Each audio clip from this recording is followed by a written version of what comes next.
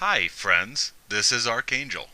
We must necessarily devalue males in order to morally justify their expendability. Yet, why do males themselves fail to help other males? From the earliest of ages, males are taught to suck it up and protect. They are taught to put their personal discomforts on the back burner and protect the women folk. They are told to hide their pain and emotion, for emotion is weakness, and they are expected to be strong. Everybody needs them to be strong. As a result, males are notoriously good at hiding their pain and suffering. It's so disingenuous how people will act shocked when a male descends into debilitating depression or addiction. People exclaim astoundment when a male they know commits suicide.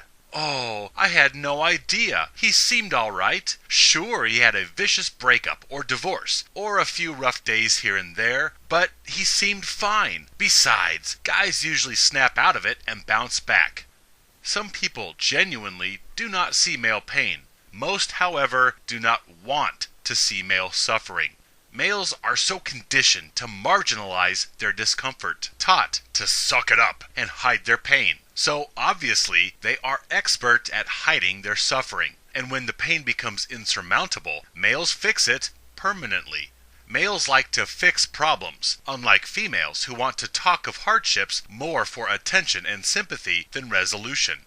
Most males hide their pain and deal with it out of public sight, as they have always been instructed to do. Or they will find temporary fixes through vice, where they find expression for their torment through boisterous activities, such as going to the bar and getting into fights. And since unruly rambunctiousness is considered normal male behavior, thus under cover of normal male activities is where guys hide and vent their pain. The pain they have been taught to swallow and marginalize. Trained to do this by cowardly adults who simply chastise boys to man up, even though they are not men. Most were children barely familiar with the alphabet when they started being indoctrinated with all this suck it up and man up indoctrination.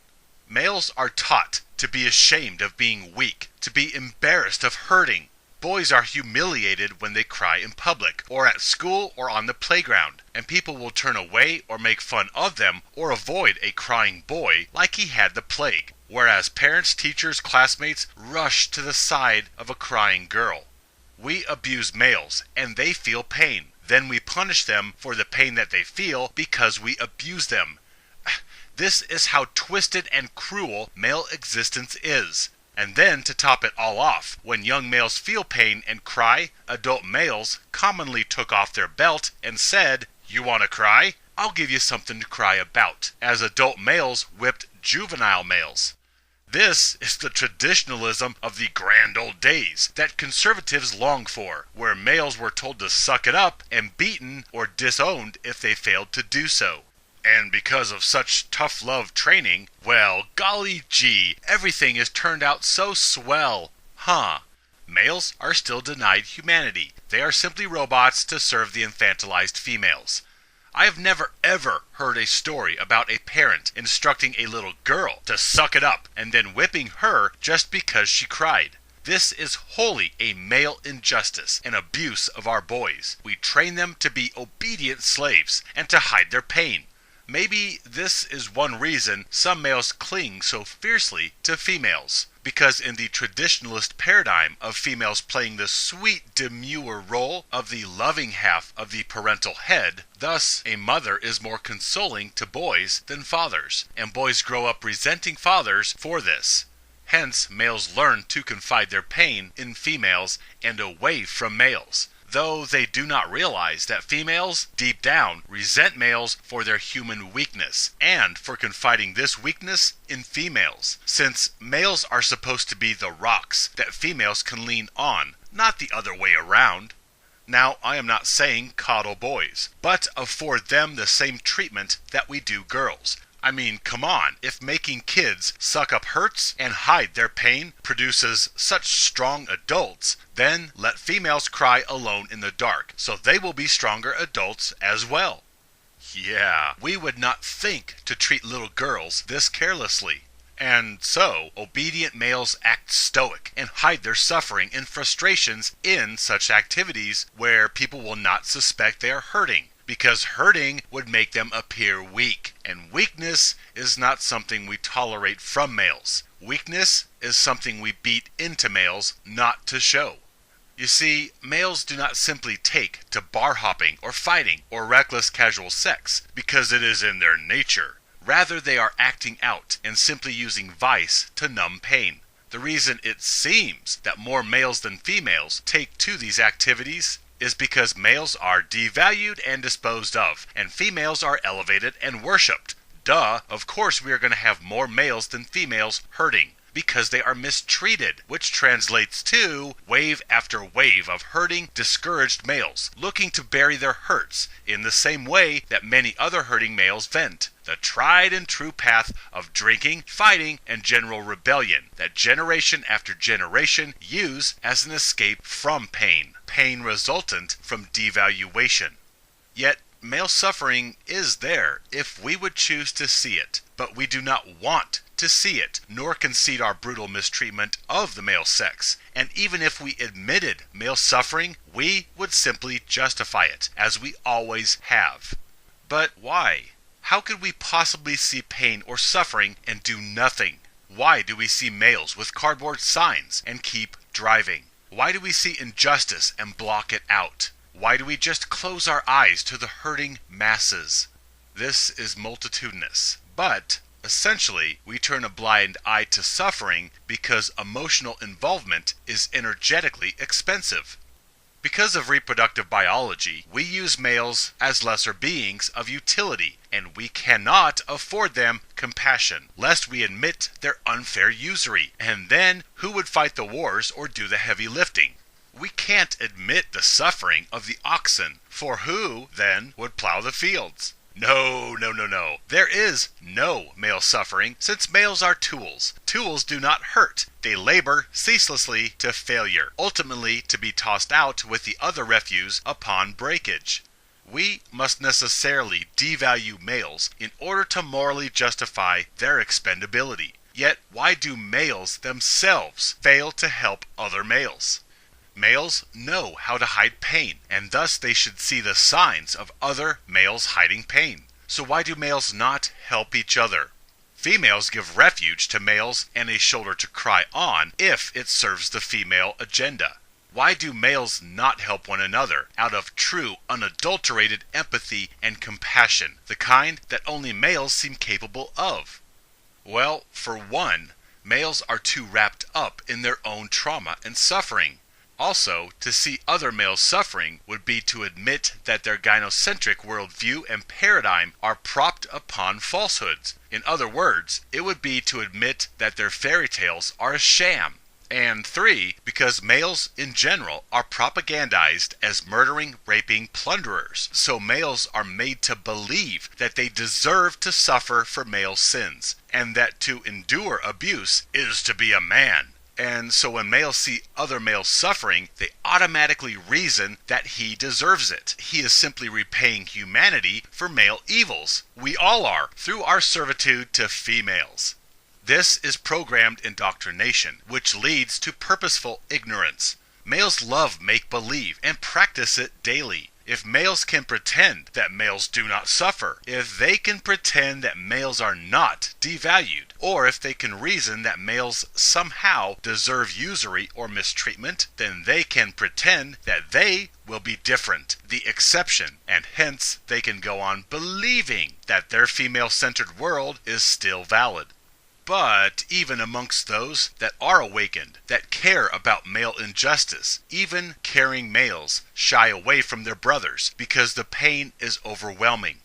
I used to see males that needed a friend, guys who had just had their heart ripped out, sad males whom I now know were obvious casualties of gynocentrism. Yet to my purple pill mind, I was in confusion. And rather than help them or spend time with them, I would just tell them, "Oh, I'm sorry, that sucks," and then leave them to fend for themselves.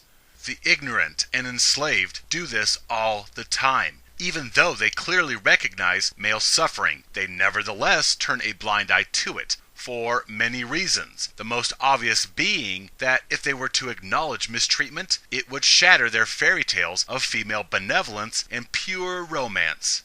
2. Concluding male mistreatment, their conscience would require them to take action, to do something about it, lest they be seen as weak or impotent in the face of injustice, and males do not like to be seen as either.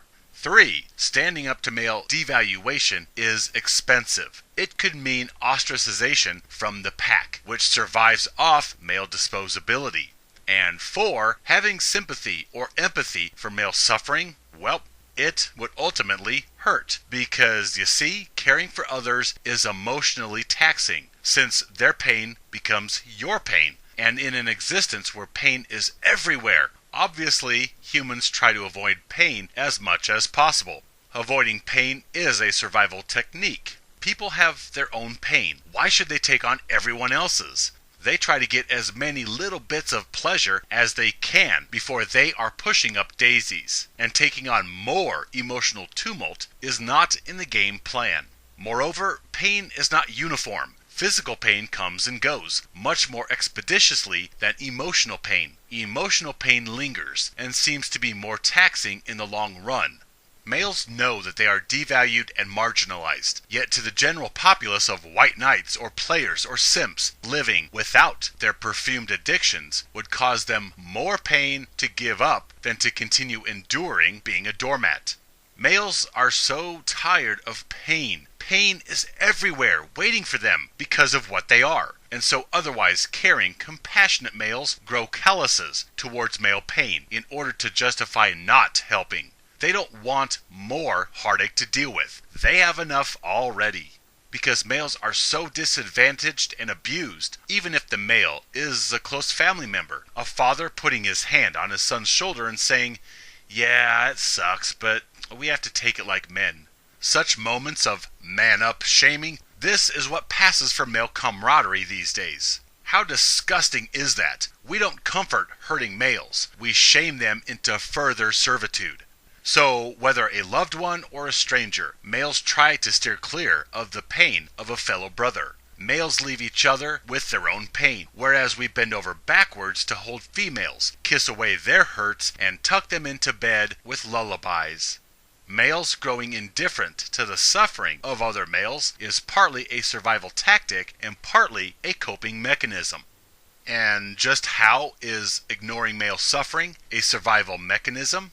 Well, the two quick and easy answers are that when you care about another, you will put yourself in harm's way for them. And being in harm's way is not a good place to realize individual survival. Also, if you care about someone and speak out about their mistreatment, you make yourself a target for abuse as a sympathizer. And this threatens individual survival as well, which is why otherwise good folks kept their mouths shut as KKK did lynchings, or as Japanese Americans were put into prison camps during World War II, or as folks with crosses on their shields killed friends and neighbors who would not convert to the new religion during the Middle Ages. People keep their heads down around injustice, lest they allow caring to threaten personal survival. These are the obvious ways in which caring threatens. But there are other avenues. Understand that everything is energy, and hence emotion is an actual form of energy. Even if you see emotion as chemical exchanges or electrons moving around the body or brain, still emotions are energy in some form. Furthermore, it takes energy to make all these neural messengers and move them around. So energy is paramount. Energy is life, in one form or another. And so adequate energy is needed for survival, to fuel bodily functions, both physical and psychological. Thus, emotional energy is very real, and emotional pain creates a vacuum of energy away from healthy bodily functionings and prioritizes extra resources into dealing with the emotion of psychological trauma. Now, this can affect survival in terms of energy depletion and distraction when you are wrapped up in despair, because you are neither attentive nor at your physical best to escape environmental threats. Moreover, there is the restatement of the second law of thermodynamics, which essentially says that your body will get away with the smallest energy expenditure possible needed to maintain functions and to keep entropy at bay. Nature wants to conserve energy and does not expend more than is needed for any particular task. So at any given time, we have individual unique psychological stressors and energy demands, yet our body has averaged out all functions and we have our own individual energetic equilibriums. If you are to internalize the pain of others by caring for them, you increase your own stressors, which will demand an increase in energy to offset the increase in stressors. And in a system of fixed energy, we must take energy away from bodily health or maintenance and funnel it towards emotional upheaval, which allows entropy to also rise. And entropy is chaos. It would cause the dissolution of health if left unchecked. And this is why people tend to eat more when they are depressed or suffering. The body needs more energy in order to direct to the emotional drain, and so it seeks increased energy from food. Emotional sorrow is very energetically taxing, and adequate energy is necessary for survival. Think about it. What happens when you really cry buckets, or you have to deal with a devastating funeral? You just feel drained, don't you? Tired. Emotion is energy, and sadness is that much of an energy drain. This is why children will cry themselves to sleep. Sadness and suffering drain energy, and energy loss drains physical vitality. Now, how is ignoring male suffering a coping mechanism?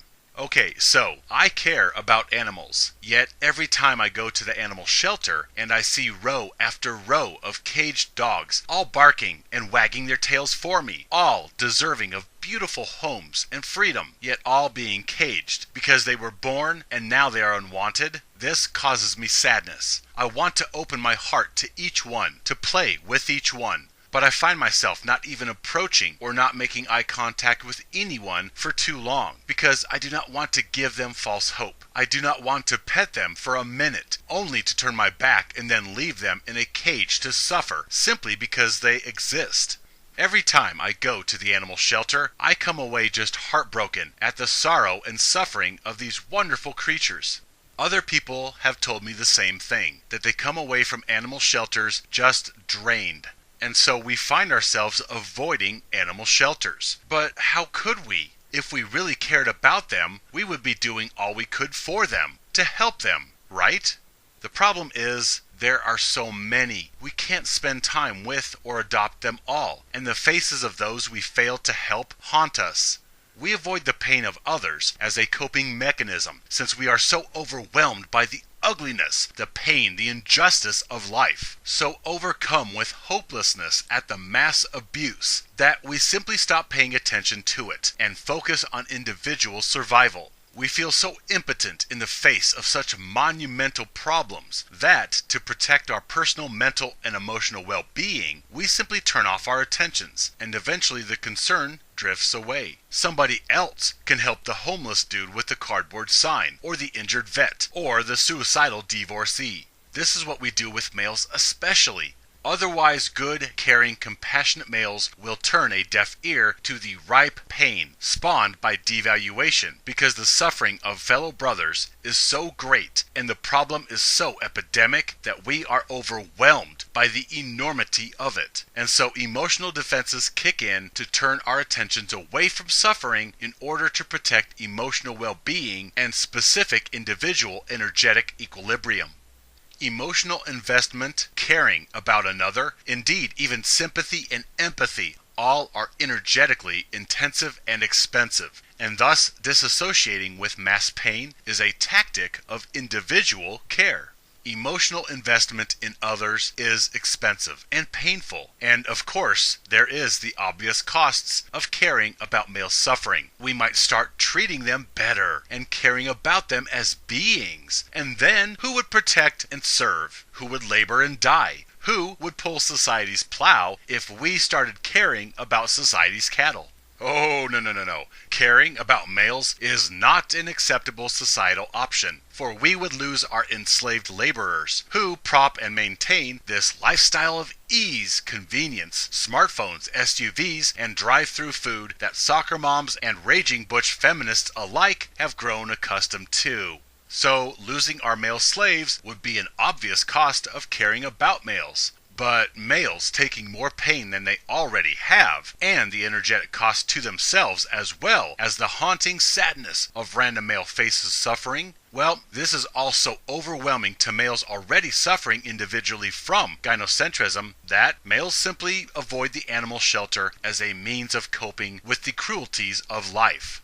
However, there are benefits. Taking on the pain or exercising caring towards close pack members, such as family, friends, co-workers, etc. This strengthens connections within the pack, which lends rigidity to the pack in general, and thus strengthens survival. This is why many communities show caring towards their own.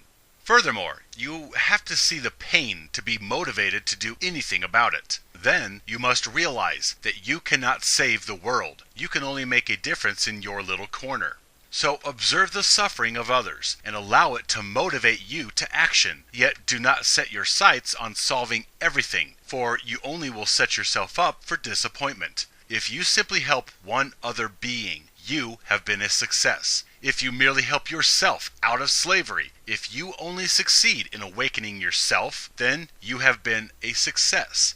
There is gold beyond measure in helping others, in fighting injustice. There is redemption in caring for the suffering of others, for it reveals your true identity. And the people that you help will swear that they can see the halo around your head.